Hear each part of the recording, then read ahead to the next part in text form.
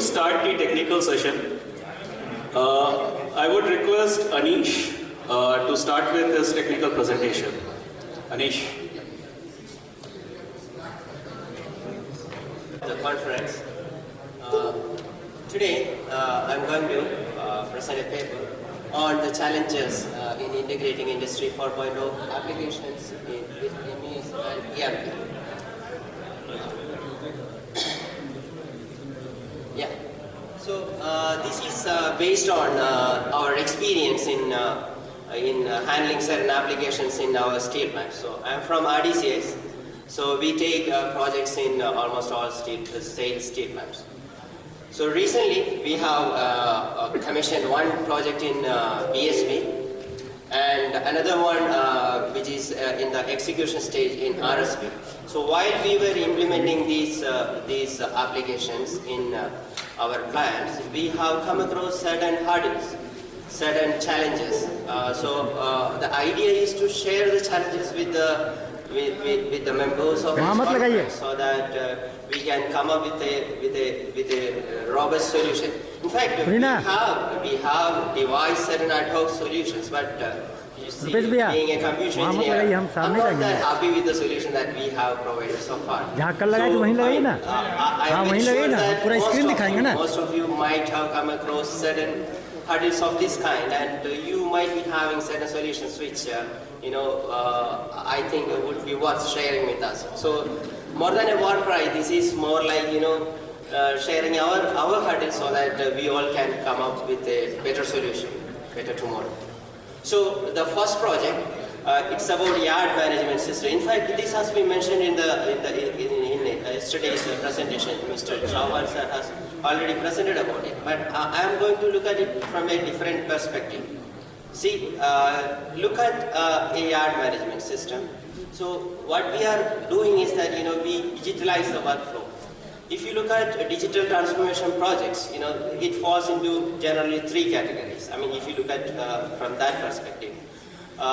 First is just convert an analog systems into digital.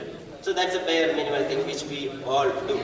Second kind is a manual workflow, you just convert it to automated workflow. The third kind where you bring in some transformation, digital transformation, which is enabled through digital. You cannot ever do it manually. You cannot ever do it without a digital interface. So the first project, the yard management system, is more or less like the second category, where you have a digitalized workflow and then you convert it into a better system. The second one, which is ongoing in RSP, here we are employing 3D cameras for detecting the surface defects on steel plates. So what we do is that we use advanced sensors, and from the sensors we take feeds and then we give it to certain AI analytics systems, and then you get the output of it. So if you look at the yard management system, see here the first part is the rolling area and the second part is the yard area. So our intervention happened in the yard area where we installed a Wi-Fi zone, and then from there you take data from the system, and then you create a system where you get to know the current status of the yard. As such, when you do it manually, you don't have such a facility at all. So what we did was we installed a system for QR code generation, and then we installed a Wi-Fi zone wherein this QR code is marked into certain racks. So each coil will be scanned using a handheld device with an app installed into it, which we have developed in-house, and then this accounting is done. So if you look at the material flow, see, this is a perspective which I want to emphasize on. If you look at the material flow, it's almost by and large quite linear. See, from the yard it goes to the furnace, and then there are interfaces in between, but ultimately the flow is almost linear, and it is closely followed in the MES also. And as the practice is, we stage-wise updates it on ERP. just like in inspection bay or in the furnace exits. But if you look at the data flow is quite complex. This is where the problem stems from. So it's largely non-linear, and the figure that I have given is quite simple as compared to the one which you might have seen yesterday. Chavan sir shown you a figure where the interfaces, gateways complicate the whole stuff. So these interfaces do not talk to each other seamlessly. From SMS to rolling mill, there is no clear pipeline. Then at the slab and billet yard, slab or billet yard, depending on the first one is in WRM, you have billets there, and in the second project you have slabs. So there also there is an interface issues, and then mill proper to the dispatch bin, and ultimately from customer to the production unit. So these interfaces do not talk to each other seamlessly. So our task is to integrate it seamlessly so that we have a better system. So this is a bit detailing about the data flow. So you get the data from the MES, and you either will have to sync it or pull the data from there, and then you get this data and you transfer it to the label printer. And then the coil updation is done either using the mobile or using the system itself, and then you generate the loading slip, and which is handled in the SAP. Those things have been done using an API. In fact, when we were implementing this, there was a question of whether we should use an API or you just send JSON format, and then that would have complicated it further. The issue here is that we don't have a standard system for handling these things. So the emphasis is on having such a system. If not today, maybe tomorrow we can have such a system. And coming to the second case, this is the one which we are executing in RSD. So here we have multiple sensors, S1, S2, S3, S4 there, and these are installed width-wise. These are to be installed width-wise, and then the entire stream, which will be point cloud data, will be coming into the main control station, and from there we will push it into the analytics platform. And then it has to, the generated information will have to come back to our SAP system also. So here also we face a lot of issues, mainly if you look at the direction of the material flow, that there also it's quite linear, but the issues are with the multi-vendor automation system. So if you look at the mill itself, you have multi-vendor automation system. You have Danieli there, you have SMS EMAG, and then you parameters too. So, though at a certain level these systems talk to each other, but at a programmatic level they don't talk. Being able to talk in a programmatic level as well as just transferring the data has a huge difference when it comes to implementation of such systems. So that's one. Either use API, JSON, or and then you'll have to generate the defect library. So that's another challenge. Then data integration with suppliers and customers. Ultimately, the defects will be detected at the customer. So that feed will have to come back to the client. And the genesis, say for example, cracks. So cracks, genesis, if you want to trace back, it has to go back to SMS, right? If not in the mill, it has to go back to the SMS. So this kind of integration has to happen. And next with the cloud, ultimately we will be using this analytics platform from the cloud. So there also the main issue is that your ICS system is nowadays in SAIL, at least in SAIL, it's air gap. You don't have a direct connection with the online resources. But when you bring in cloud, there is no other way. So you'll have to have some sort of firewall or some sort of system which will regulate the traffic between the ICS as well as the IT systems. So if you introspect, in fact, I have already mentioned the serious issues that we face here. So MES and ERP are generally, if you look at least in SAIL, these are certain islands with high degree of digitalization and surrounded with so many disconnected entities. So our task is to bring in all these, and then kind of convergence should happen. So if you look at these Industry 4.0 obligations, I mean, as I mentioned the initial part of the session itself, so if you look at, there are three types, just analog to digital, and which we already have done, and then convert the existing to digital. The first case was of that kind, and the second one is of the third kind, where the digitalized workloads with the transformative apps. So what we would like to do is that, at the corporate level infrastructure, we should have, I mean, at least in sale level, we should have some seamless data pipeline with standard APIs. So some sort of serious thought will have to go in this line so that we can have a secure infrastructure in place. And then only, the digital transformation as such, it's not an end in itself, it's a journey. So you build the infrastructure so that that journey will be quite smooth. Thank you. For our next presentation, I would like to call Shri I. Mukherjee, GM Operation BSL, to deliver his presentation. Here you see.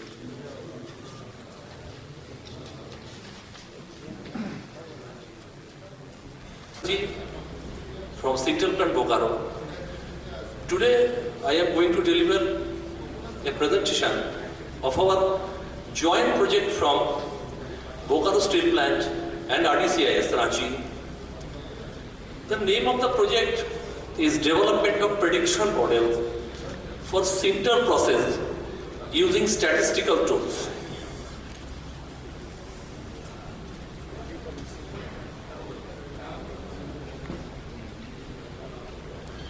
Now the scheme of presentation: introduction, objective, methodology, descriptive analysis of variables, regression analysis, and conclusion.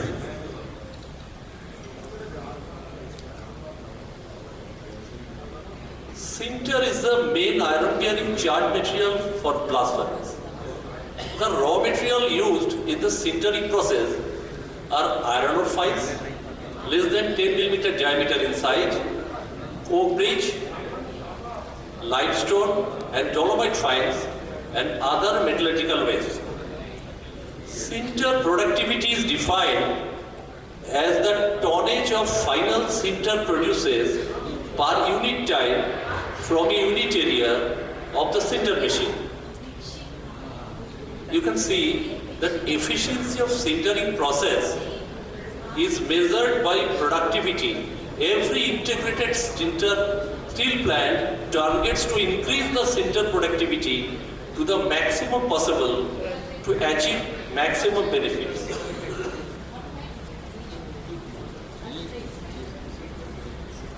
Now you can see the sinter plant layout. You can see from the diagram that different type of raw materials coming from different sources and stored in storage bins, and then coming through mixer dam to the sinter machine with heating, the burning. Sinter cake has been produced after screening, hot screening and cold screening. It directly goes to the blast furnace. Now, what is the objective of this paper?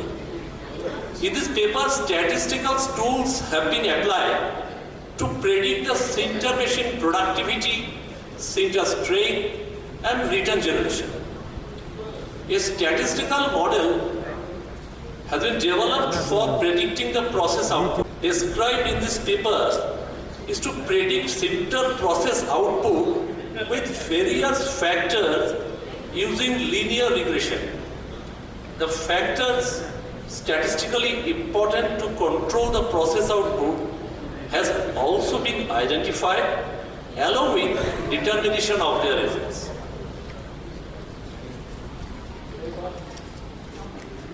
Now coming to the methodology. 1 year operational data of an industrial sinter plant, that is Bokaro Steel Plant, was generated. 1 year data neutralizes the effect of seasonal variations and therefore is suitable for modeling.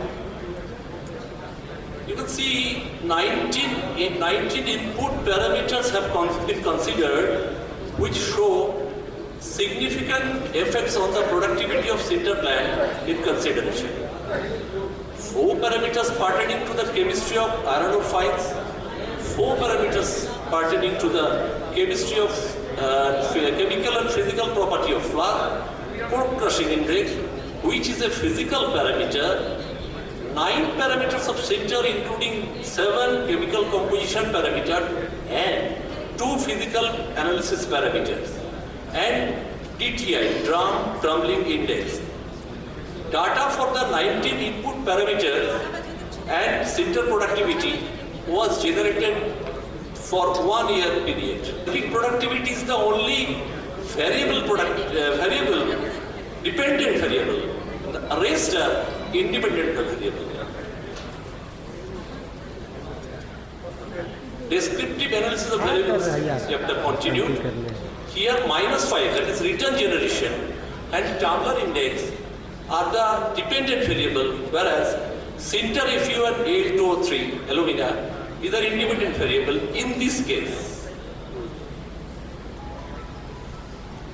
Now coming to the regression analysis of sinter productivity. You can see the chart.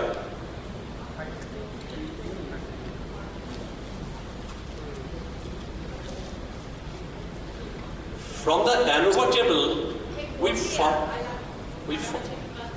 find that the model is significant. Significance point less than 0.05.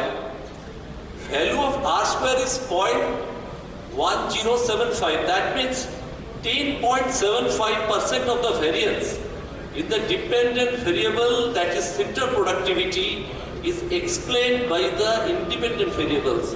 Sinter total Fe, sinter CAO, sinter MgO, sinter basicity, molar ratio, crushing index of flour, crushing index of coke bridge taken together. We also find that all independent variables except sinter total Fe are significant. Significance 0.05. From this, the regression equation emerged from the model is sinter productivity, where we can see with increasing Mg only, the productivity decreases. Now coming to the regression analysis of sinter tumbler index, you can see the table.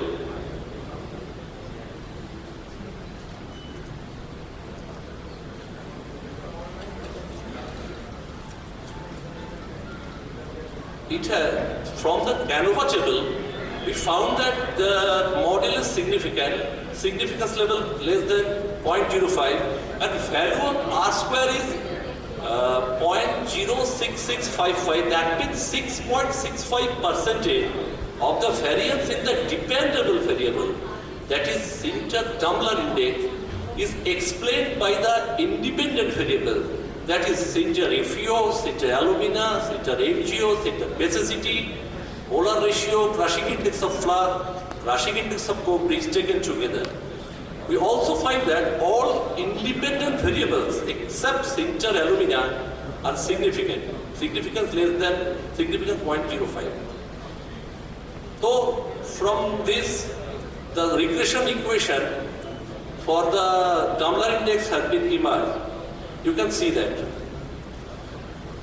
with the increase in sinter MgO and sinter alumina, drum tumbler index decreases. Now diving to the regression analysis of sinter return fine, that is -5 mm.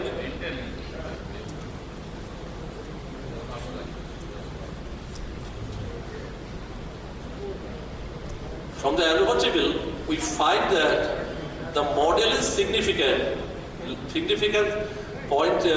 less than 0.05. Value of R square here is 0.0266. That means 2.66% of the variance in the dependent variable, that is sinter -5, is explained by the independent variables, sinter basicity, molar ratio taken together. We also find that all independent variables are significant, and we made a regression equation emerging from that model, where you can see with the decrease in sinter basicity and molar ratio, -5 increases. Lastly, I conclude. Linear regression is found to be a suitable tool to predict sinter process output. In case of the present work, effect of various factors on sinter productivity, tumbler index, -5 return generation has been quantifiably identified. But for our case, this is just the beginning. Along with RDCS and Bokaro Steel Plant, we assure you we will go further to find out the more variables to improve the sinter process and productivity. Thank you.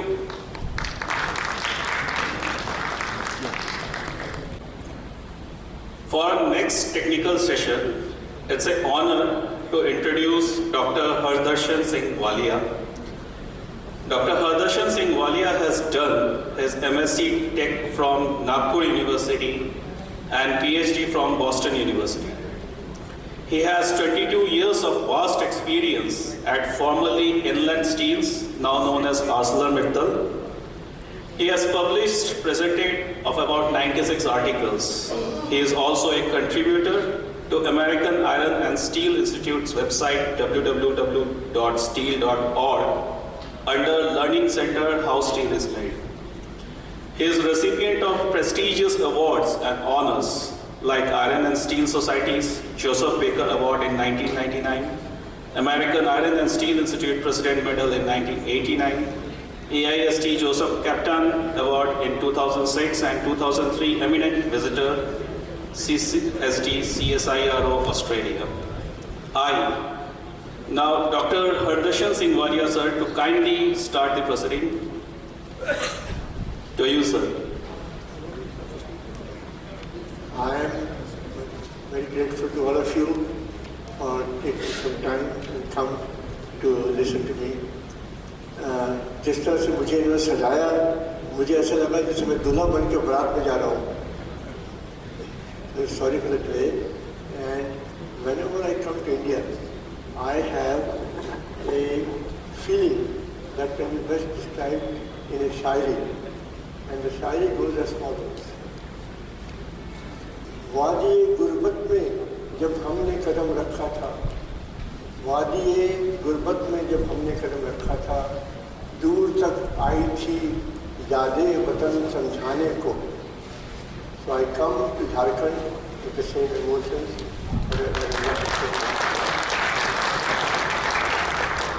So the topic that I'm going to talk about today is journey of a coal from a coal seam all the way when the coal was born to all the way to the heart of a blast furnace.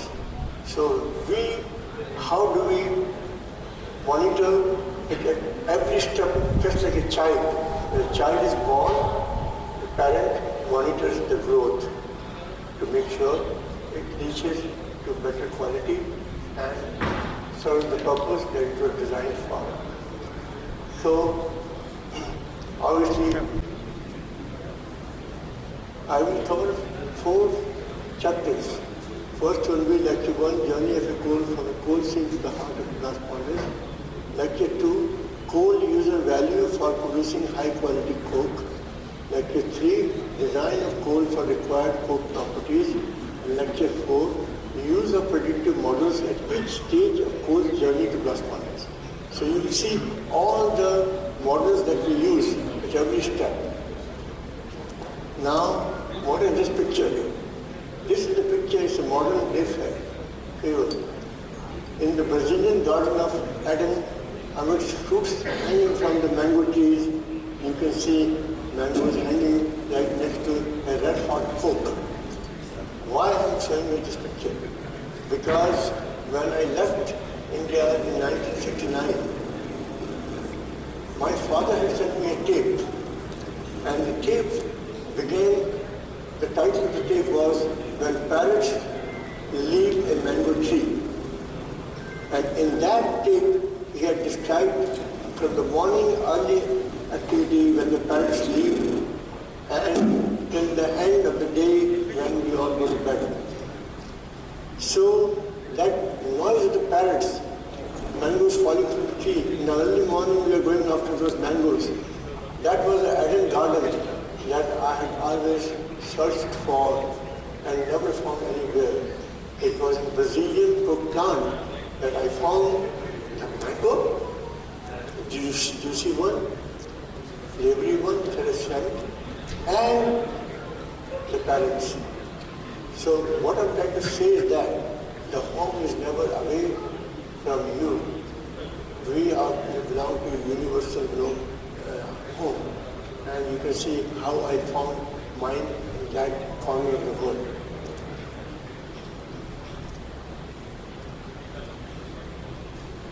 It's not moving.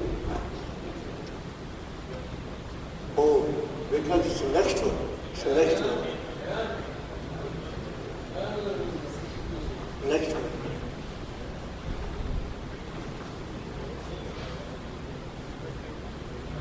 Right, correct. Lecture 1. No, lecture 1. Up. Lecture 1.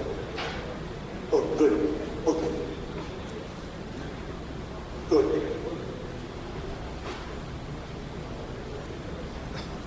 So, lecture 1, journey of a coal from a coal seam to the heart of a blast furnace. You will see this travel. Prologue. Just like I told you before. From my nascent days in coal petrography, I have marveled at the magical formation of colorful carbon forms during coal to coke carbonization. Process when coal is heated to high temperatures in an oxygen deficient environment. Under the optical microscope, seeing how the organic entities in coal, it's very interesting. And the microscope, when you see the dark-looking material, how the liquid crystals, they come closer, they look at each other, and then they bond together, and they grow into large carbon forms. The larger the carbon form, better is the property in terms of coke strength, whether it's a hot strength property or a cold strength property. And one falls in love with nature's wonder. If you have seen that, you really love it. So, coal comes to the oven. These are the heat recovery ovens. When they were first installed in a steel plant anywhere in the world, we were the first one to start in March of 1998. And just behind that is the blast furnace. The coal comes to the coke oven, and then from coke oven it goes directly by conveyor belt to the blast furnace. Now, yes, just like I told you, if you look at the microscope, you really marvel what is going on. It's unbelievable. You know, the dark material like that, so the coal seam, under the microscope, it looks like on the right-hand side, you see the organic entities. That is a cellular structure in a plant. And that's what you see in a coal. But when you heat it, the dark material from coal becomes a coke in a pile, a silvery material. And it's not very attractive. You don't fall in love when you see that. But wait till you look at the microscope. The colorful carbon forms. It is just magnificent. You fall in love, with what you're looking at. So the objective of this lecture will be to highlight coal and coke's role in blast furnace iron making. I will cover the following topics: introduction, works of the coal, transformation into coke, coke's descent into the belly of a blast furnace, coal's ascent from the tube of a blast furnace going in the form of a PCI, pulverized coal injection, and then what future travels away to coal and coke. For one typical moderately large integrated steel mill, about 4.8 million ton production, coal consumption related to blast furnace iron making could be as follows. It will require 2.8 million ton per year of coke making, 750,000 tons per year for blast furnace PCI and coal injection, 700 tons for utility boilers, if we have it, we had the boilers to produce electricity. And hence you need to understand coal function behavior and quality requirements for blast furnace are very important. Global average cost, these are old data, so I don't have the new data here. The global average cost of producing a ton of steel is about $600 to $700 per ton.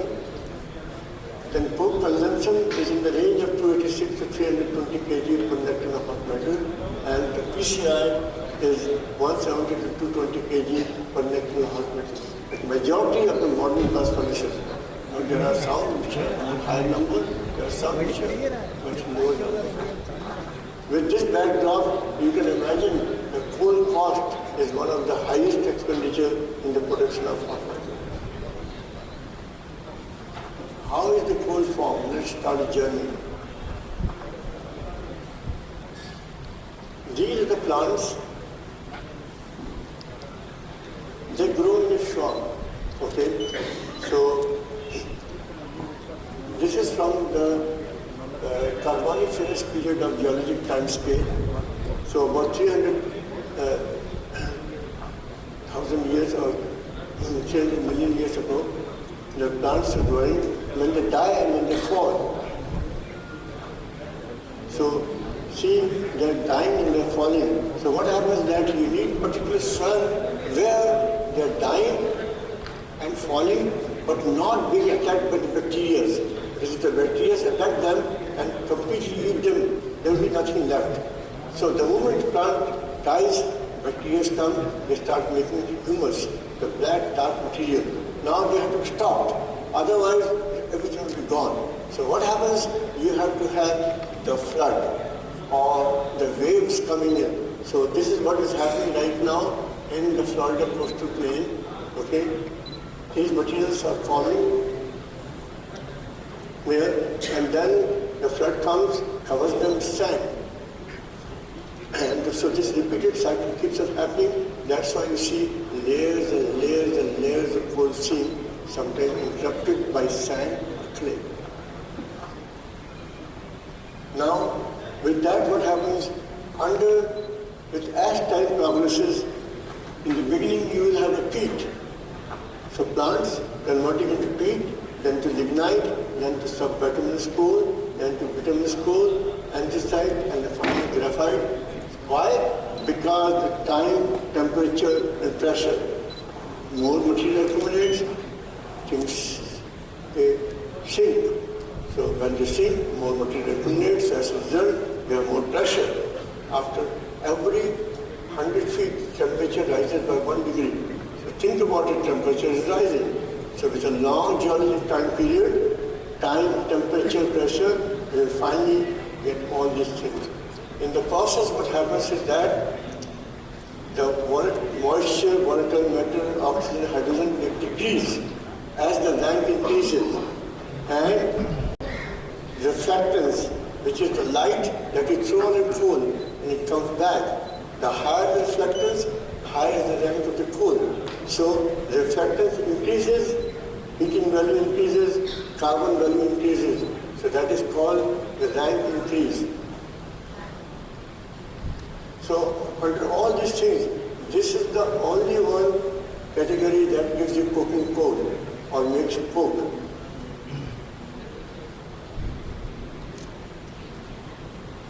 Now go to classification by rank. These ranks may be a little bit different classified by here, but this is generally in America, this is what we follow. Okay, so classified by William, has 3 bases, heating value and deflectors. So bituminous coal, that makes the coking coal. You can make coke from the coals ranging from 14 to 22 VM and 1.50 to 2.45 and 0.47 to 0.57 in that range. So you can mix many of those coals, and that's why when I come to India, I'm very surprised, that people don't want to talk about these categories. This. Whereas we use these and some of these also, and those. also found in India, we do not use more than 1.45 in the cell classification. Whereas we use, you can see, about 1.5 to 1.6, 1.7 effective score. Which is very different than the course you use here. Now, coal petrography plays a very important role because coal is made of organic entities. Okay? So if you take a block of coal and if you can see under the microscope, you basically find these materials. Oh, sorry. Okay? You will find mitinite kind of material that is from the cellular structure of the coal. Then you will find these materials here, resinite, mitinite, sporinite, all those things. These are very rich in hydrogen. So if you have more of these, you can make more oil from the coal. Or more of, certain carbon forms also come from them, but they are very good in binding. So when you hear about the fluidity of coal, it's mostly coming from these materials. And then the other materials that you find are so-called diffusionite and all those. They are inert materials. They do not react, okay? But you need them to make it, just like to make a concrete. You need cement, which is a binding material. Okay, then you need a sand, which is inert material. So sand here will be more like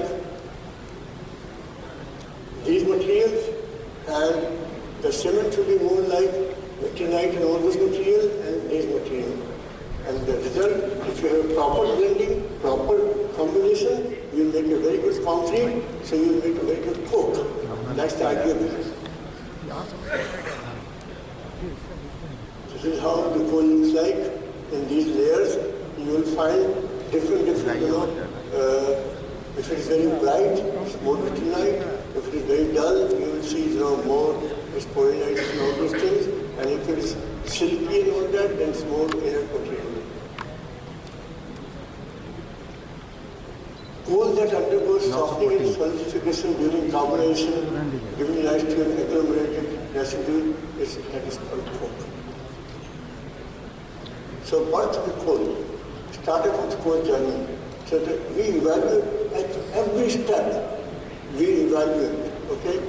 In a steel plant, we go through all the steps. The coal mine site, evaluate the reserve, evaluate the mine plant, evaluate vast plant, and then test them. And the coke plant is the same kind of thing. The coke up, then coke production, and in the blast furnace, value in use at the blast furnace. Okay, we just don't put the coke there. We have to have a value in use at the blast furnace. The coal may sound, the blend may seem to be cheaper, but its value in use may be not very good. So even if it's cheaper blend, we will not buy it. Okay, so all of you are familiar with the slaughter oven. Basically, slaughter oven looks like that, where the coal is charged to the top and is heated from the side, and then the charcoal gas is taken out for collecting mains, and then basically goes to the byproduct recovery, and the gas comes out to the bottom, goes to the waste heat tank. Then this is what happens. Okay. The moment coal is charged from the top, because the sides are hot, so it melts immediately. But the temperature is going increasing as it goes to the center, so this will become solid. Then this part will become liquid. Then temperature rises, it will become solid. At the end, finally the center, those two layers will meet. When they meet, collapse, coating is done. Okay? And then from there onwards, you let it soak. And after some soaking time, then you push the coke out. And these are the temperatures, okay? From semi-coke, the melting and all those things has happened 475 to 600 degrees. Transitional coke, 600 to 900. And high temperature, all the hydrogen is gone. Carbon forms have grown into large size. And finally, the coke is very shiny one. The plastic zone has happened earlier at 355 to 450 degrees. This is a typical flat oven that you are used to seeing it. Coke is ready to be taken to a punch station. Then the typical byproduct, you already know about it. You know, the gas comes, then it goes to the primary coolers. First the tar is collected, then methylene, ammonia, sulfur, and then the gas is taken and then reused for blast furnace heating or to other parts of the plant. This is a non-recovery coke oven. Now, my life was spent half of 30 years of my life in the coke plant research. Half was for the byproduct. Then we shut down all our coke batteries. And the reason we shut down because our batteries were older and just to meet the EPA's requirement, we had to spend a lot of money, $150 million on a thing. So we decided to shut down all our batteries, all of them, and then go for the heat recovery. We looked at very different coke plants all over the world, and we decided to go with the heat recovery. In the heat recovery coke plant, basically what happens is that it looks like a pizza oven, large oven, and the coal is charged. In the side, you open the door, coal is charged. But the interesting thing is that above there are holes, the dampers. In the beginning, you open them completely, so the air comes in. There is a slot oven, no air, not at all. So here the air comes in. So why above? Because above the bed, because in the bed, the gases are coming out. And as they're coming out, they mix with the air and all the tar, all the chemical, everything is burned. So there's nothing, no byproduct. So all you have is a gas. Okay? So the waste heat gas that comes out from the side, goes down, comes, and then in the soul, it goes back and forth, reaches the bottom. So look at this. In the short oven, you have plastic layers coming like these. In the non-recovery, they're coming from top to bottom. So when they meet in the center, coke is done. And then we leave for, usually at our coke plant, it's 48-hour coking time period. At 42 hours, the plastic layers are met. And then from 42 to 48, we let them soak for that long time. As a result, coke is strong. Carbon forms are large. Okay? This is how it looks like. When you open the door, this is the coke oven chamber, and the plastic layer is right in the center. In the China, when I used to go in the beginning, it was very funny. I used to see the plastic layer not like this straight.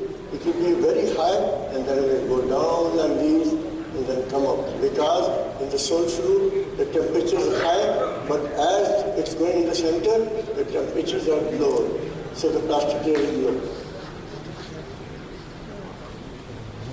But because in China at that time, the coking time was very long, so it didn't matter. Overall, everything is cooked out, you know. The plants we used to visit, it would be 7 days cooking, 7 days. Okay, cook descend into the belly of a blast furnace. Okay, this is how a blast furnace looks like. There are 5 different zones in the blast furnace. In the top, we charge layers of coke and ore. Then somewhere, this part, upper part here, and lower part, this is called cohesive zone. And the cohesive zone is defined by the top part, the softening of iron ore has started. And the bottom part, the melting has been done. So at the bottom part here, it's all melting. The molten iron.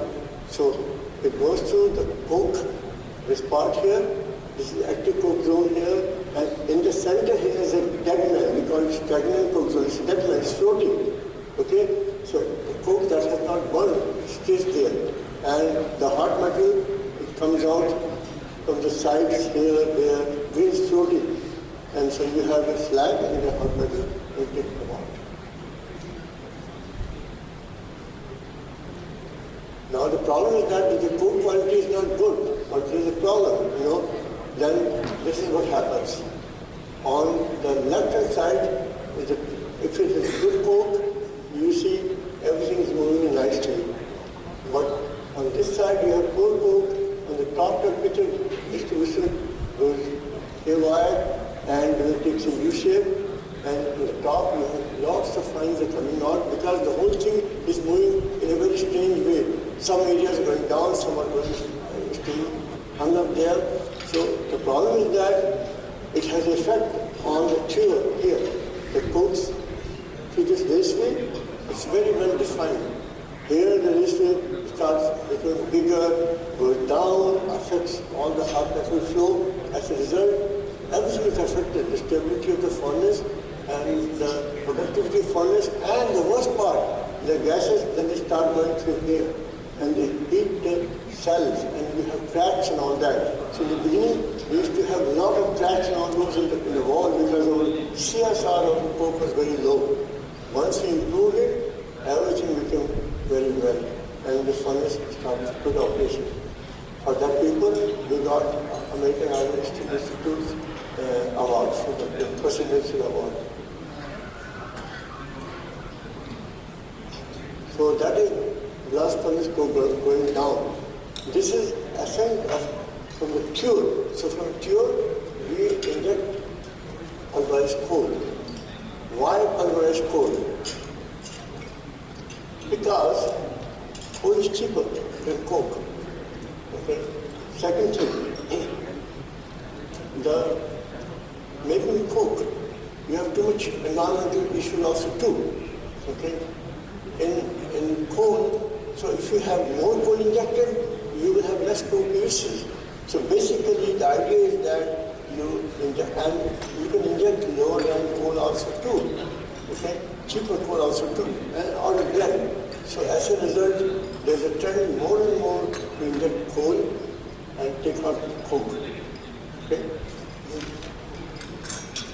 So what happens is that this is the tube, and the coal is injected. It starts softening, gas starts leaving, and the char is formed somewhere there. But the thing is that char has to be combusted in this area. Otherwise, what will happen? It will go into the coke and sit in between the coke. And if the char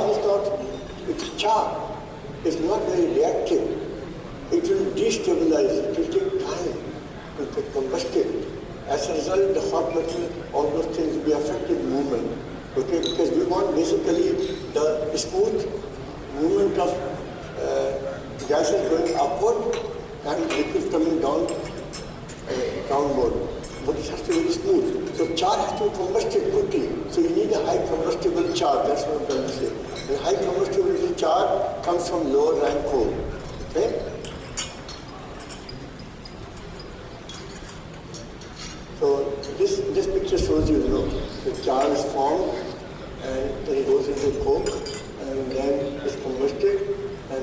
But the problem is that if you use a coal that does not combust very well, you will get a lot of unburned char and you won't believe this one. We still used to find coal coming out from the top, and you would think it is very hard to think about coal surviving through the blast furnace, but take my word, it does survive. So the more coal or more char that is coming out from the top, it is not good because you are losing carbon. Okay? And also it is creating unstable blast furnace operation. So you need a high combustible coal. This is the picture how the coal is burning into gases right at the tube, at the blow point. So for pulverized coal injection, you aim for coals with high replacement ratio. What is the replacement ratio? Replacement ratio is defined as the ratio of mass of coke saved to the mass of coal needed to replace it. So the higher replacement ratio, the more coke you will be able to replace. Lower the replacement ratio, less coke you will be able to replace. But the problem is as follows. Replacement ratio is higher for higher rank coal. Higher rank coal, okay? But the combustibility is low for higher rank coal. So there is you have to have a balance. Number two, aim for good combustibility and desired coal possess high replacement ratio and good combustibility. So that is the end of my lecture, the first one. So just to give you the idea how the coal travels from the coal seam to the valley of the blast furnace. If you have any questions, I'll be very glad to answer.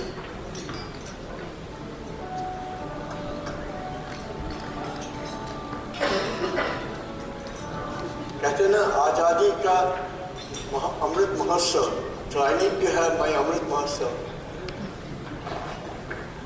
Now I'm ready. Any questions? I'll be very glad to answer.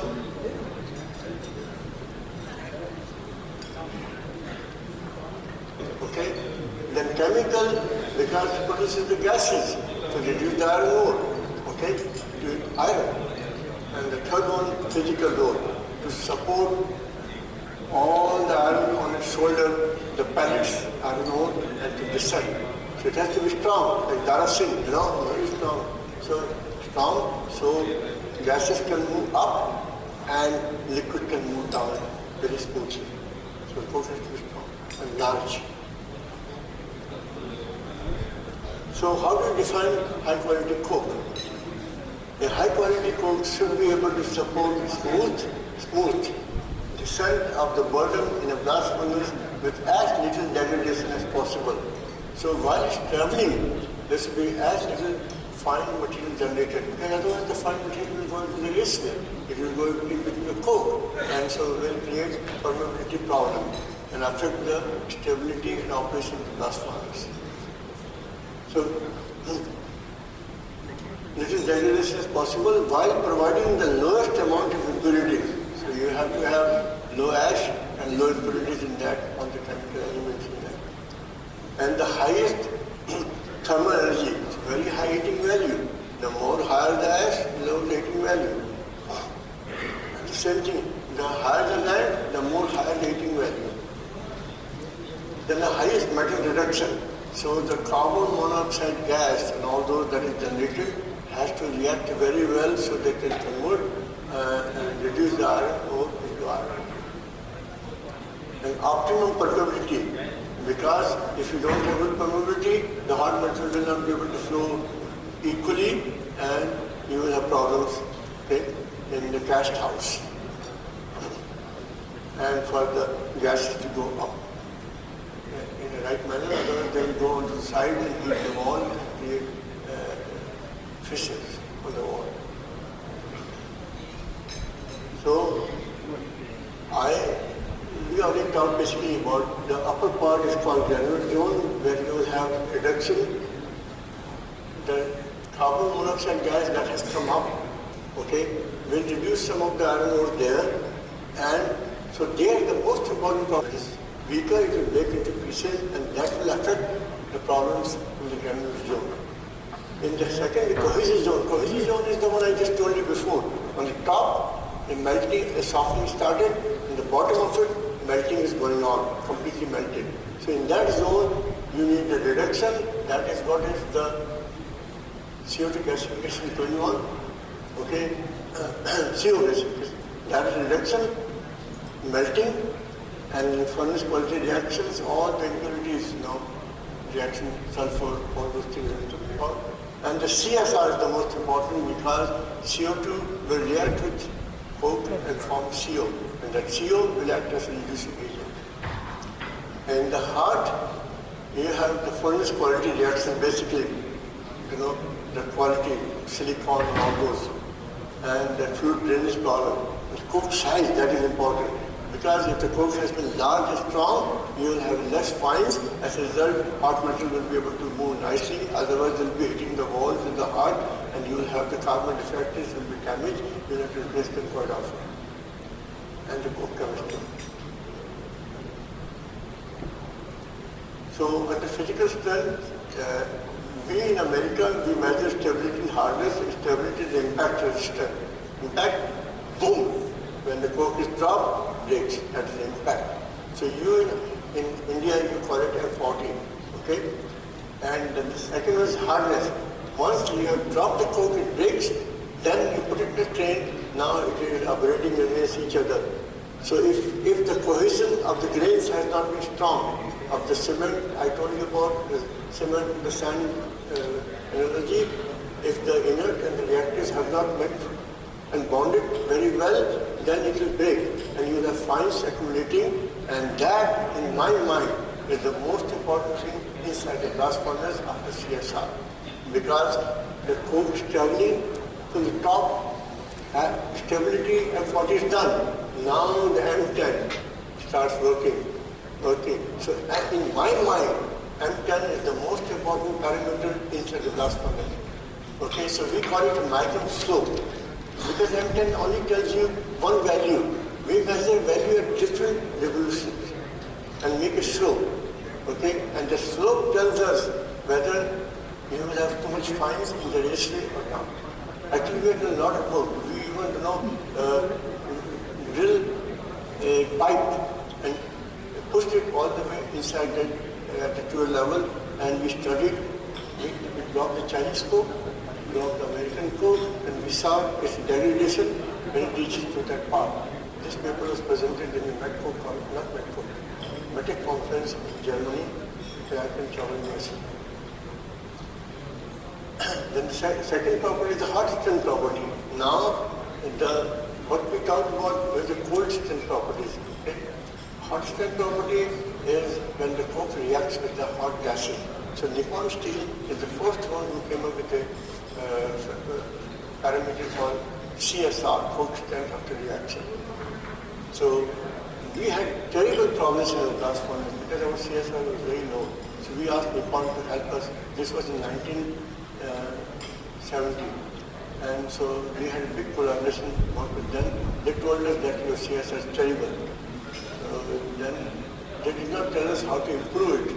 So my first job at England was I joined in 1969 September. So, no, sorry, 79, I'm sorry. So then my first job was how to predict CSR. So I did that and then we implemented that in the plant. As a result, we had completely reversal of all the cracks in the wall, and the productivity cooperated improved dramatically. And on that paper we got precedence and value of AITISM. So those are hot strength properties. Then the third is size, very important. We want large coke, and in the glass furnace, and very little smaller size. Then the miscellaneous of porosity, like apparent specific gravity, true specific gravity, we do measure but once in a while. Okay, how are these things measured? Stability is the impact. So we take 3/2 inch coke, 22 pounds, put in a drum, 22 rotation per minute, and then we hold it for 1,400 revolution. Coke size greater than 1%, we call it stability. Okay, you have equivalent number called M40. And then hardness, which is abrasion, like this, and that is anything that is greater than 1/4 inch size.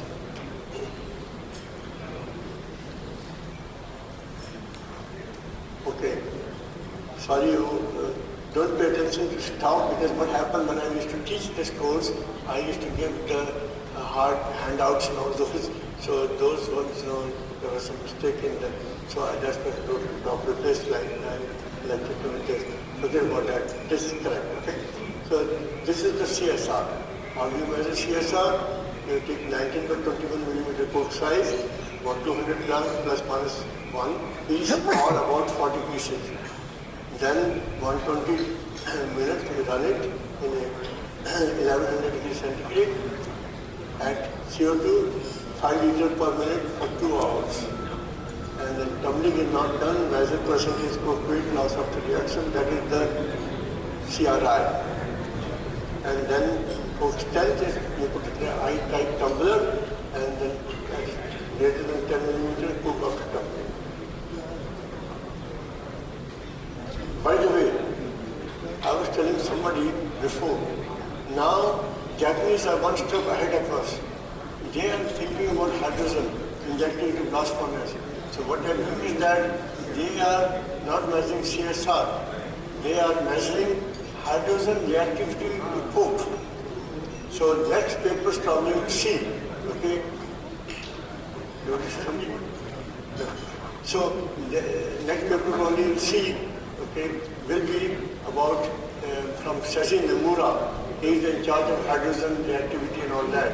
So they are reacting, they are seeing the reaction of coke to hydrogen, not to CO2. Okay?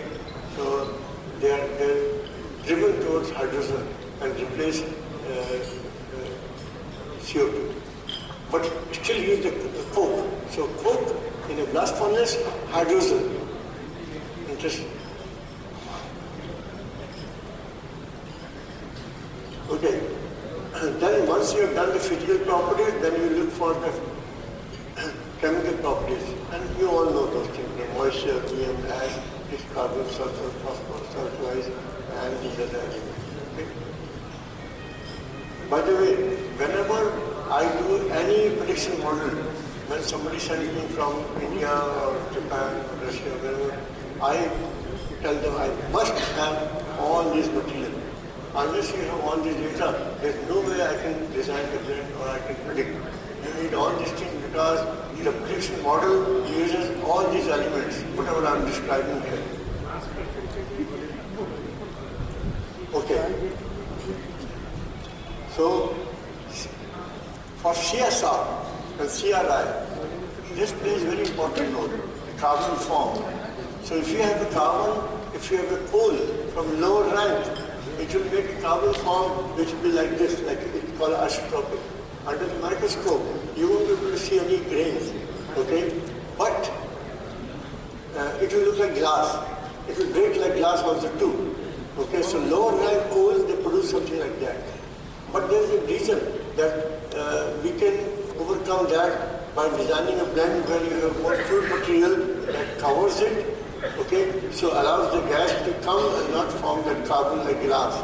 And that gas is enveloped by the fluid material, it can form the carbon form and form real crystal, liquid crystal. Okay? So this is isotopic carbon form from lower rank coal. Then as the temperature increases of the coal is a coking coal, you will see little grains like sugar, grains of sugar. So they will come closer, grow into larger size. Then they will grow, temperature increase or rank increase, they will grow into this size. They are called acicular, like needles, big needles. And then finally, temperature rising or the higher rank coal, they will form carbon form like ribbons like these. And each one of them have a very distinctive property. For example, the granular, because they are like grains, CO2 gas has a higher difficulty going around because it's a granular material like granite, rock. Okay, so each one of them has a very distinctive property for CSR. Coking. Coking is basically the weight of coal charge and the weight of coke. So for a typical large blast furnace that we have, okay, these are the properties we require. So you can take a look at it while I will just take my amulet.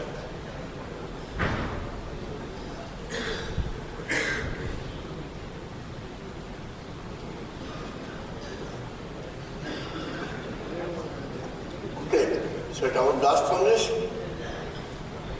average coke size 52, plus 4 inch, 1%, okay, -1, no more than 8. The M40, our stability, not M40, stability 60, okay, CSR 65, mean 61, the minimum, sorry, and the properties are there as 8, moisture 2.5. Our moistures are pretty low, 2.5, okay? Sulfur 0.65, medium 0.5, alkali 0.25, phosphorus 0.02. So this is our standard coke quality parameters required by our blast furnace.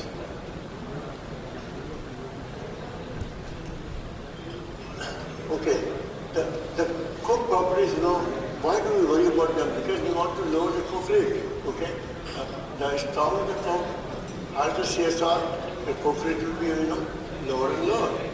Okay, so since the emphasis is always on lowering the coke rate in the blast furnace, that is reducing the amount of coke to produce 1 ton of hot metal, lower coke quality will affect coke rate.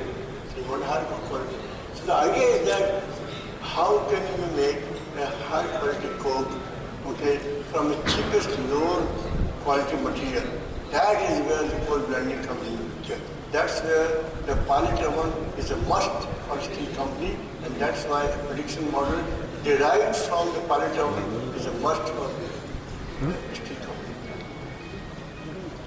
AITISM survey, this is important, by reported coke rate coefficient for coke properties. So I will give you some examples. This is important.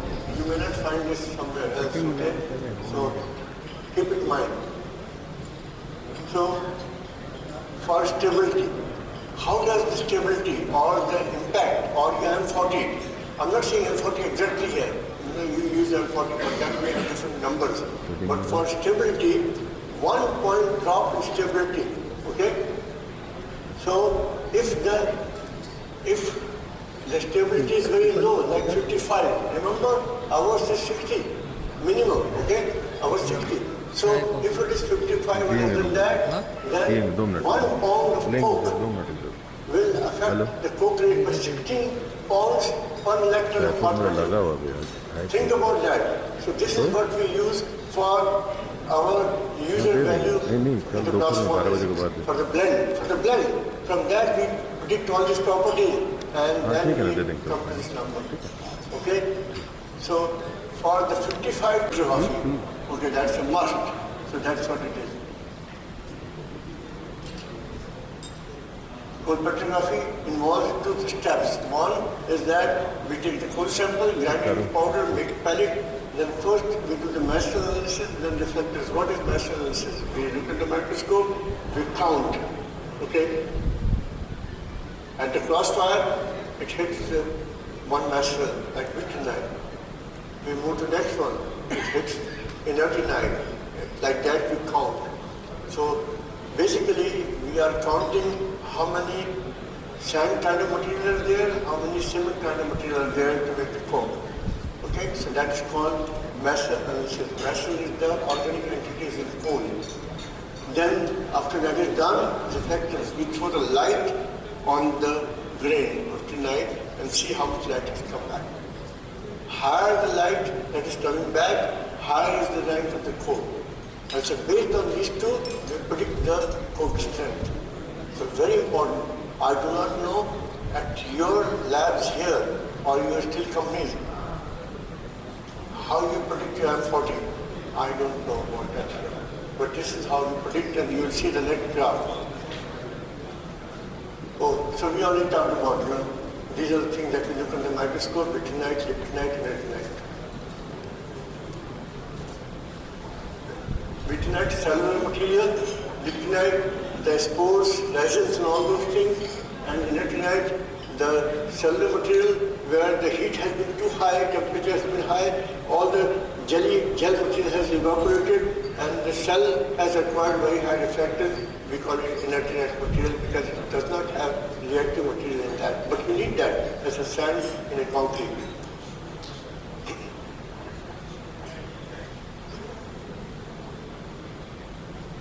I already talked about the refractance. Okay.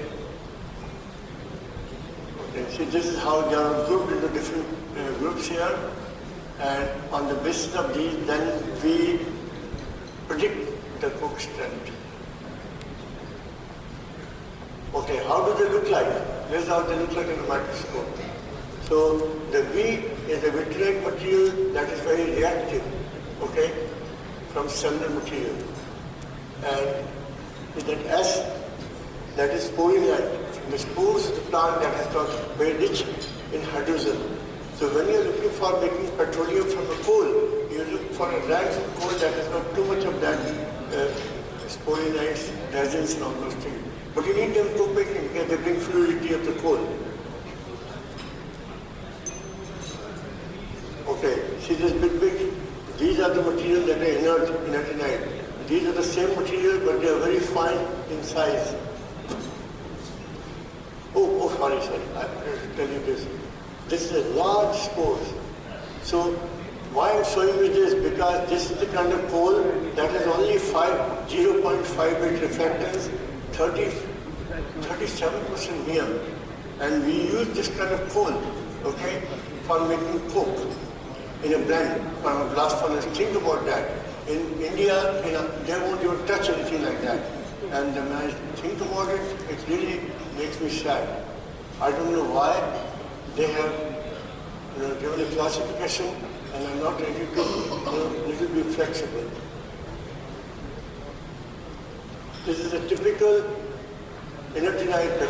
Remember I told you the cell cavity, the material has evaporated because of high temperature, and the cell walls have gained very high reflectance, so they are inert. What you need them to make a strong coke, they act like a sand, okay? And the earlier material acts like a cement. Okay, then the chemical analysis. You do typical these analysis. I don't have to explain to you, but they are there, okay?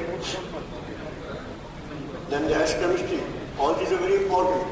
I need this ash chemistry for predicting CSR, because CSR is dependent upon fluid properties and the ash chemistry. Okay? Ash fusion temperature is very important because if ash fusion temperature is low because of iron and all that, it will melt refractories on your coke oven. So we used to see big lines of in the oven, in the non-recovery where the material is fused. And in the slot oven, if it is fused, then when you push the coke, you will damage the refractory also too. Okay, this is my experience. For Indian coal, it may not work because Indian coal is Gondwana coal, very rich in all these inerts and all those things are moved around and all that, they're mixed together and all that. Very intimately mixed, ash and inerts and all those. Moved around, deteriorated material. But my experience is as follows. For Russian coal, for Colombian coal, for American coal, okay, and Indonesian coal and all that, it works very well, the fluid properties, okay? So Japanese and us, we believe very strongly in fluidity and all that. Even Europeans also, that's why they take American coal. But Australian coals, Canadian coals, Indian coals, Polish coals, these are very rich in inertinites and all those things, very high inerts and all that. So they have very low fluidity, okay? So their behavior is different. In the past, we used to think that these coals are bad, because based on the properties that Americans have developed, the superior grade model for coke strength. On those basis, these won't fit. But they had not analyzed the Australian coal. They had not analyzed the Canadian coal. Okay? But later on, when Japanese, when they found American coals are almost to be costlier, they started using Australian coal. They found very interesting. Those coals are very good. So although they have high amount of inerts, in the stability diagram of stability by Superior Gray, who was the famous scientist from the US team who developed the graph, it may not fit very well, but these inerts are really not inerts. They have reactivity in them.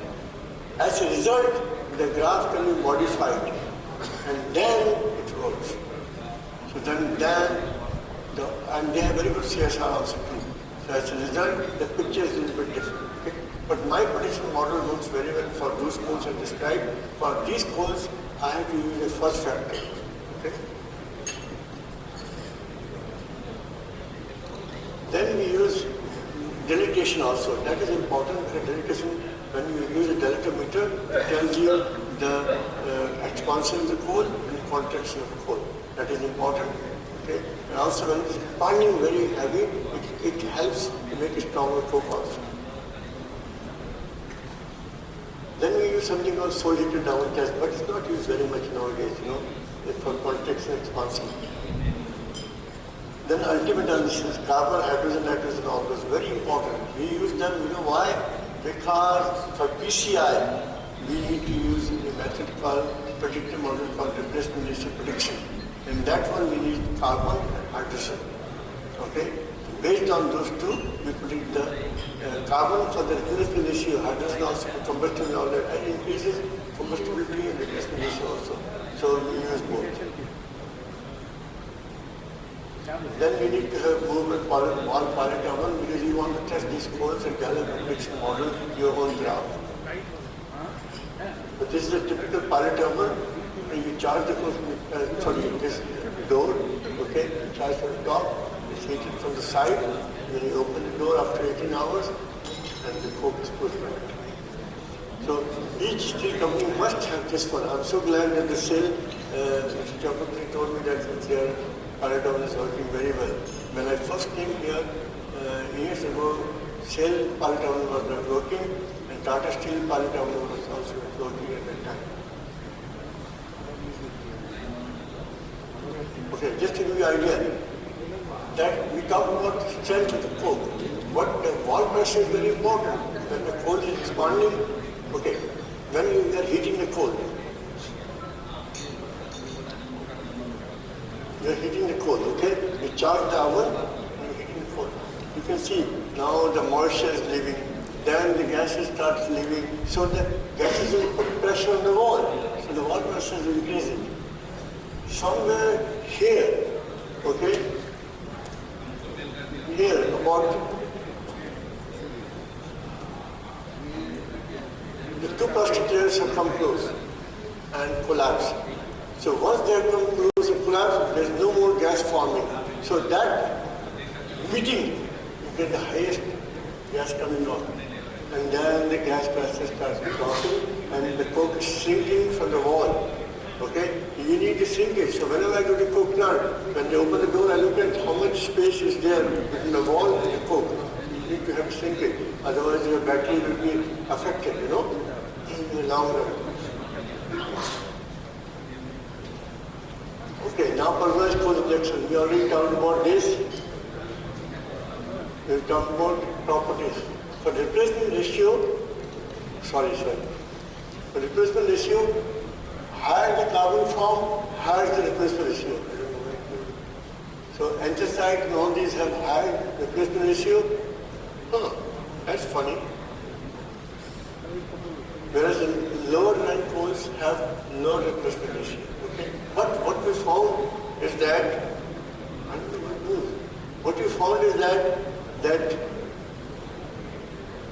in a high volatile coal, if you have a high hydrogen, then the value we give to hydrogen is 2 times more than the carbon. So as a result, you can have a blend with high replacement ratio for lower rank also. Economically it will be better because it's lower cost coal. So we call it replacement cost coal. Okay? Okay. Now you can see the combustibility. Now it's opposite. The very high rank coal, about 2.5 millimeter from the pure injection, has burned only 40% or 50%. Only 50%. So it's still a lot of coal there. It's not converted to char. Whereas, look at that green one, that is a lower rank coal, alcohol, about 0.9, 0.8 reflectance. Okay, 34 VM coal. Look at the combustibility. So about 80% of the coal is already combusted. And of course, the highest line there is the oil. So what we are seeing here, then for good combustion, coal VM equal to or greater than 30%. So you can see already. So hard rank coal will have lesser combustibility. Then ash less than 10%, particle size 80% less than 200 mass, and blast temperature equal to greater than 11 degrees centigrade. This is what we require for PCI, coal selection. Okay. Now you selected coal, you have ground it and dried it, and you are moving it through inert gas. But the problem is that it may plug your, plug transportation system. So it should have a good flowability. So what we found is that, and there's a pressure on that. Okay, so with high consolidation pressure, permeability will decrease. But the coals, we found certain coals which had lower permeability and they created a problem in the flow system. So our lines will get plugged. But the coals above this black line, they were the best for us. Okay. The next thing, we were the first one in the world to collect the flue gas from the top of the blast furnace, look on the microscope. And look what we found. We found coal. This is a coal. This is a coal particle here. That is the inert material in the coal. These are the char. And not only in the top we found, but that is a char, and that is a coke there. And this is a char. This is a char. That is a coke. So what we found, this is a char here. And this is that one. So we found the coal. This is unbelievable. We found the coal on the top of the blast furnace coming out, and we found coal in the dead man, right in the belly of the blast furnace. This is hard to believe, but we took a core drilling samples, okay? Not drilling, but core in the pipe. So it means that you have to have a very clear idea about selecting a coal, So these are the important things. Coal-drying combustibility inversely related. Okay? Coal type, combustibility, reactivity of vessel. Grind, combustibility, higher the grind, okay, the better the combustibility. Coal rent, investment is directly related. As to the temperature, as comes to deposition on the lands. If the lands will get plugged, we found that, in the as temperature is lower. So all those things are there, and you can read them, they affect conveyors, movement, or refractive material. So what I'm trying to say is that everything in your data sheet has to be there. Okay? Then only you can predict all these models or deposition or the mass fusion and replacement ratio, stability and all that. So you must always insist your vendors when they give you a goal to give you all this data. Okay? Then only you will be able to predict. Okay, we have done that. The steel companies and merchant coal producers use the coal quality data sheet provided to them by coal companies to predict coal quality and performance of coal batteries. The same is used for predicting PCR coal quality. The coal quality data sheet can easily be converted into coal user value sheet. From that we predict all the CSR stability and give a value. Okay? And lab exercise section, we are not doing lab exercise. Okay? So that part. We used to calculate the class, which we are now doing here, all the predictive values. Okay, so that's the end of the lecture. You must have all the quality data so that you can predict all the values of stability, CSR and all those things, and for PCR also. So we are done with this lecture. So up till now, what we did is that we understood the coals, what it does in the blast furnace, from the coal to the blast furnace, and then we understood what the properties are we measuring. Next two lectures will be coal gun design, and at every step we will be predicting the properties. Those are two lectures are covered. Okay, so we are done, I guess. Any questions? I am very glad to answer. Sir. This is regarding stamp charge. I'm sorry, I think we had come closer, Yeah.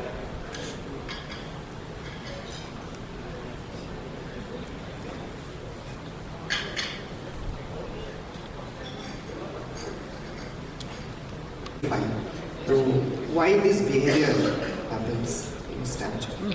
While in top charge battery we get a micro say CRF 2223. So No, for the same blend. For the same blend? Same blend, I'm trying to understand. So But in stamp charging, the micron is very good, say around 5.5. But at the same time, CRI goes to 25. So why it happens? CR goes to 25. Yeah. And in the slot, the same blend used. In stamp slot, the same blend cannot be used. The slot over the blend will be different. Down the way I understand, okay, when you use the non-recovery, you are stamp charging it. Recovery is stamp. And the slot is not stamp. Slot is not a stamp. Okay.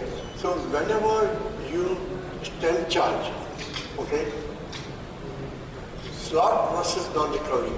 In the slot, one particle is sitting here, one particle is sitting here, one sitting here. In between you have air or you have moisture, so there are some gaps. Okay? So when you heat, the gas temperature, the profile has to move then interrupted or move interrupted. Okay? So the coating is not very smooth. Whereas in the stamp charge, in non-recovery, all the particles are close to each other. Okay, there's no air, there's no moisture on that. As a result, the temperature gradient is very nice, moves very nicely. As a result, and the work density is very high. Work density is very high. As a result, the bonding is very good. So your micron numbers are very good. Okay, your M40 will be good, M10 also will be good. Okay, very good. Okay. CRI, you're saying is different on this one versus on the slot. CRI, different. See, CRI is dependent upon the carbon form. Okay.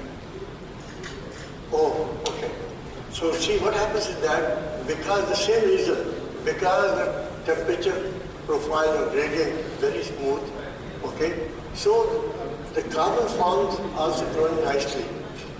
You understand? So if suppose there were some grains that were isotropic or very, very fine grain, they will now grow into larger size. Okay? Oh, but you're saying CRI will increase. CRI increases, yeah. Decrease. In value increases and property-wise decreases. It goes to 25. Normally, CRI in the slot one comes in the range of 22, 23. So, in one hand, the micron improves, but CRI deteriorates. Maybe that the softer coal is used more in stamp charge. No, but that is not the same blend then. Blend is not No, same. see, if you have a different blend, then the answer is very clear. It has to be same blend. I'm thinking that it's the same blend that Same you're using. blend. Oh, then the simple question is very simple. The coal is different, so you have more of a lower lying coal in the non-recovery. You know, as a result, you have more isotopic carbon. As a result, you have more reactive carbon. So that is Thank true. you, sir. Okay, thank you, That sir. is true. I thought, why I couldn't understand is that I thought the same blend in both. Oh, okay.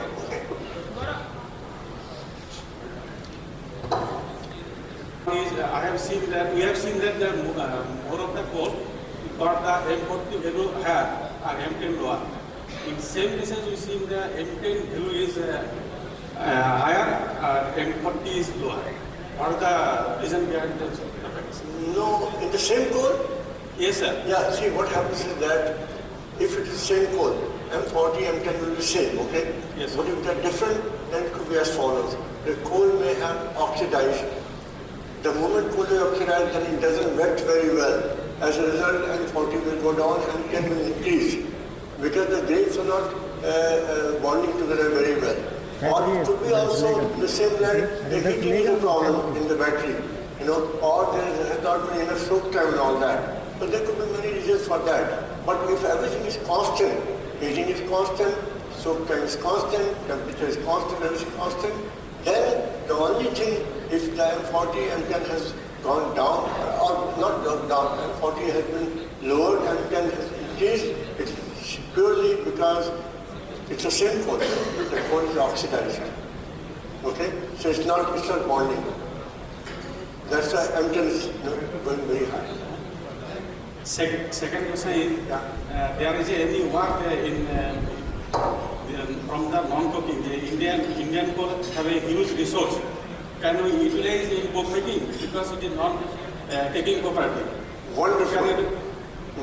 Wonderful. The answer is yes. And that I'll cover in the second half when we start. That's how you can use the lower rank coal and make good coke. We have done it. People in Russia do it. In Japan, the coal that you find in Chhattisgarh all these years of 0.5 reflectance, okay, and 38 VM coal. You know, in Japan, Scope 21 Nippon Steel uses that coal 50% in their blend. I use that kind of coal 30% in my blend for large blast furnaces. So the answer is, of course, you can do it. But you have to know how to design the blend. What is the minimum requirement of coke ash? What could be the optimum coke ash, sir? Actually, I have seen in your presentation, the coke ash is around 8%. Right. Is it possible? Actually, in our country, it is not possible. And I haven't seen, other than New Zealand coal, for coke ash, coal blend ash should be around 6%. So I haven't seen, in India it is not being used. So what should be the optimum coke ash for our conditions, in Indian conditions? See, it's very simple. You know, minimum is the coal ash, better is your blast furnace. Very simple, because the more ash, it is replacing more of the hot metal. If you have lower ash, you will have more hot metal. So number one is right there. Okay, so if you ask me what is the optimum, I would say as soon as possible. Look at us, we go 8, 7%, something like that.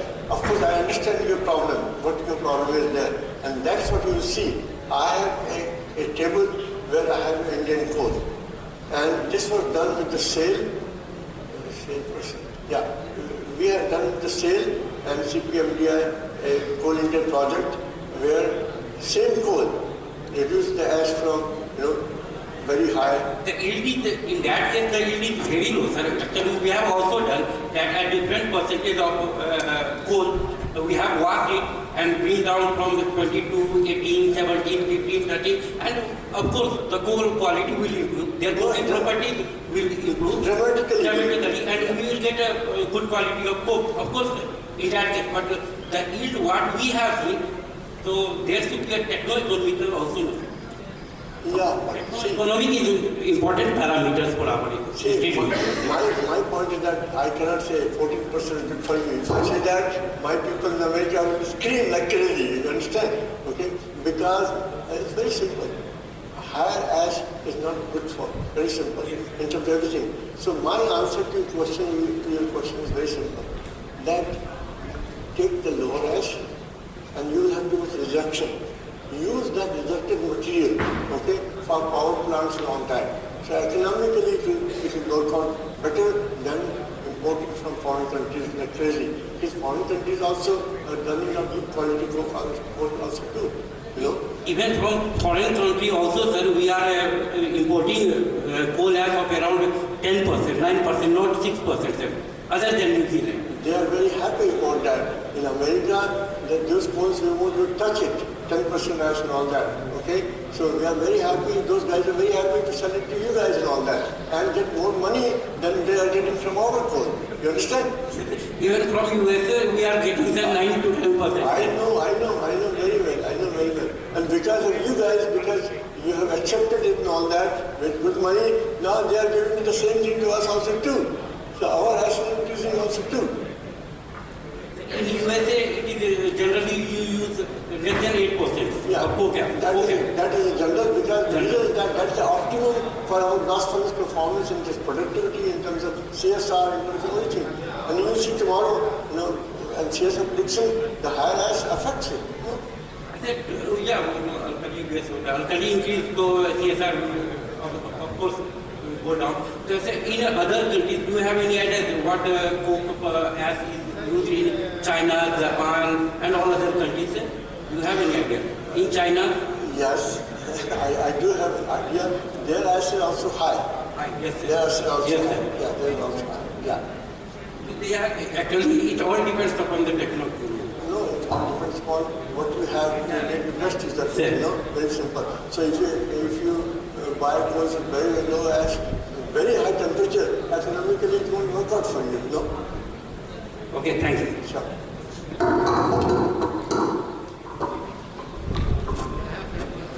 Can we regularly check the coal and coke properties? Two questions I have. CSR and CRI. Actually, in coal blend we use about around 80% imported, and that also break up 49% around 50% around Australia hard, and 14 to 15% around Australia soft, 18% around USA, and remaining 20% indigenous. PCC and MCC 70 and 5%. So it has already generally we find that CRI value, it mostly depends on Australia hard and Australia soft. According to our analysis, we generally find that when we get a low quantity of Australia soft, then we replace that Australia soft with our PCC or NCC. Then our CRI value get depleted. That is around goes up to 25 or 26. Even 35, 36? 25, 26. Oh my God. And even CSR value also comes down to 58, 57. So is there any particular analysis that Australia soft particularly affects on that CRI or CSR value? Do you have such this? See, no doubt about it that you are getting from Australia, those coals have very high CSR. Okay? Especially the hard coal. And about 73, 74, that kind of CSR they have. And very low CRI, 18 and in that area. So the moment you are going to replace those coals, you have to find the coals with that kind of similar high CSR. And we don't have those coals. The way you are replacing, with Indian coal or whatever, like American coal, I don't know what American coal you are getting it, But my feeling is that most of the American coal that are coming here, depending upon high ash and all those, they may not have very high CSR. Okay? So there are certain American coals that have very high CSR. So my point is that if the moment you are replacing the hard coking coal from Australia with some of these coals, obviously the CSR is going to go down, CRI will increase. But that's where the blend design comes into picture. You have to see, I'm replacing that coal with these values. I need to increase, some other coal with similar values. Increase them, understand? To maintain the same CSR, same CRI. So that's where the blending, that's where the knowledge about all the coal properties from the world is required. Another thing we find that for the same blend, that is around 80% imported and 20% indigenous. For the same blend, in different seed, we get the different. That is M40 decreases around 79 or 78, and M10 becomes 8 to 9%, around 10% also. But even we have checked that lots of times the battery temperature profile. Is there any other reason that may affect that or particular property? Listen, all these things is dependent upon coal properties. 30% is dependent upon operational property. Okay? So all those properties will affect your coal properties very much. So in Nepal, we get the result from the same blend. That is the main down to point is that for the same blend we are getting above 80%. But for the same blend in another seed we are getting below 80%. in another battery or the same battery? For the same battery. Okay, it's very simple. It all depends upon the coal, the same blend, but the battery, just like I explained before, you could have battery operational parameters that are different, okay? Or heating rate, or the temperature, or the bulk density, or the moisture, okay? Or if they are the same, then the problem may be the coal may be oxidized, coal may not be blended very well, coal may have a little bit blending issues. So if you take the blended coals from the both sides, look at the microscope or look at the property, you will be able to figure it out. What is the reason? Or maybe the coal, the second one may have in the yard some contamination. For example, one time, they spared the coal from the bottom, so too much of the slag material that was the base went into that. So our whole thing properties went down like crazy. The same blend 2 days ago was very nicely. There was no oxidation, nothing. So there could be many things that may have affected. But the simple way is to take the sample, look at the properties, and you will see the difference. But if there's no difference, then it has to be the heating, it has to be operational parameters that have changed. Thank you, sir. Sure. You have a limited understanding of blast furnace, but I have got some logical question which is coming in my mind. It's like this: when you have a kind of low-grade coal and high-grade coal, and there's a char which is escaping out, will it affect the permeability in the blast furnace if the more char is coming out? And my second question is, since India is also trying hydrogen to be injected in blast furnaces, so along with coal, how hydrogen will be injected means would it have a recipe?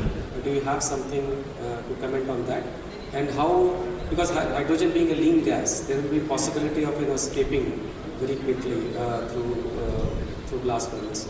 So will it be through some recipe, some kind of recipe? What do you think about it? The fact that PCI, they use this light causing something again. So what they did is that they took the anthracite coal because they have a lot of anthracite in their area. They didn't want to buy the coal from other places, so they used anthracite. So when they injected anthracite, what they noticed is that when they reached to about 140 kg per ton of hot metal, the dust started increasing up. So the dust was coming out into about 20 kg per ton of hot metal. They said, no, this is too much now. So what they did is that they used limestone. They grinded limestone and they injected into the coal. Okay, so as a result, what happens is that the limestone is catalyst. So it catalyzes the char. So as a result, now they were able to go up to 160 and maintain the carbon loss there at 10 kg per ton. So answer to the question is that, of course, if the char of coal is coming out too much, it will affect now not only the material that you are losing, but you will affect the permeability very badly. Because what will happen, just like I told you, the char, depending on what kind of char, if it is for anthracite, it will take long time to combust. Okay, so it will sit between the coke. So it is now the coke needs the CO2 for gasification now. The char also needs the CO2 for gasification. You understand? So they are competing. In the meantime, something will not happen. Understand? So answer to the question is that yes, permeability will be affected not only in terms of the reaction, but also once permeability is affected, then gas will start moving away and go toward the wall, uneven distribution and all that. So as a result, we may have some areas will slip, some areas will fall and all that. Okay? Yes. And about hydrogen, not too much work has been done. Whatever is being done, it just started recently. So I won't be able to give you too much about that answer about that, But I know Japanese are doing very good work. You can check as follows. Go into Google and type course, C-O-U-R, as in course 50. The idea is that how to reach to 2050 and have lower CO2. You understand? So they are using hydrogen, they already started working on that. So course 50, if you type, it will open up the whole thing, how they are doing it. You can write to the Sajin Amura is their head, and he is a coal cook guy from Nippon Steel. So you can write him also and ask him probably if you could write it. Thank you. Thank you so much. Sure. In the beginning, how it started and where we are now. In the beginning, the Japanese and some Europeans, like Dutch, the Chorus and all that, which now is the Tata. What they did is that they started with the high VM coal. Understand? Their concept was that we want to use high VM coal for PCI. Okay? So they believed in combustibility, very high combustible coal. Keep on adding. Okay? But that requires a lot of coal because the replacement ratio is lower. You understand? So it means you have to have a large amount of grinders and all those things. So what they have found now, okay, that's one school. The second school is Americans or the Europeans, not Dutch, like French, British and all that. What they thought is that, no, for PCI, we need a high carbon coal. High carbon means high rank coal, not low rank coal, not high VM. We need medium VM or low VM coal. You understand? So they started with that process. Okay, so now what is the story? What is going on now? The story is that all of those guys, they reached a very high level of PCI. But they started having a problem when they reached to 180 or 200. You understand? So now they are having problems. Why? What problem? Okay.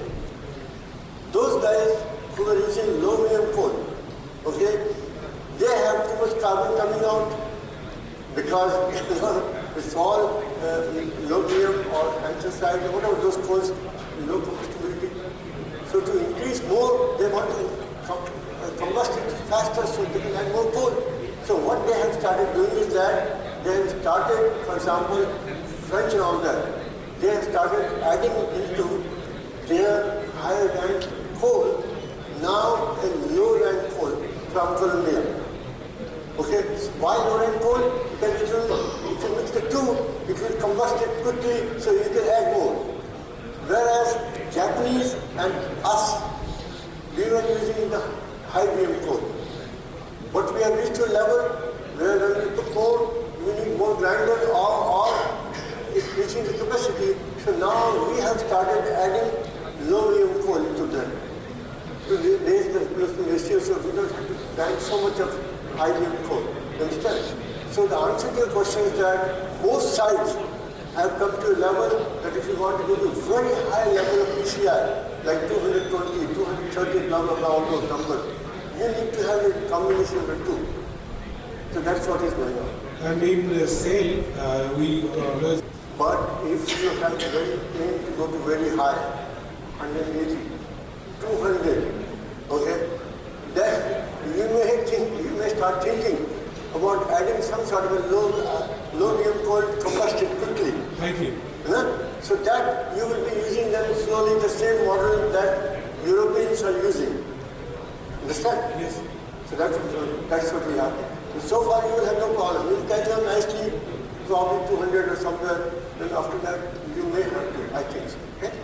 And is there any threshold hot loss temperature level? If you have low temperature, then you will have a char. You understand? But you need to char will combust it now. If you don't combust the char will form about 450, 500, something like that. Okay? But if you don't combust it, it's high temperature, it will just sit there. You understand? Or you need a steak. So for that you need high temperature. That's what I showed you in the diagram there. Okay. Thank you.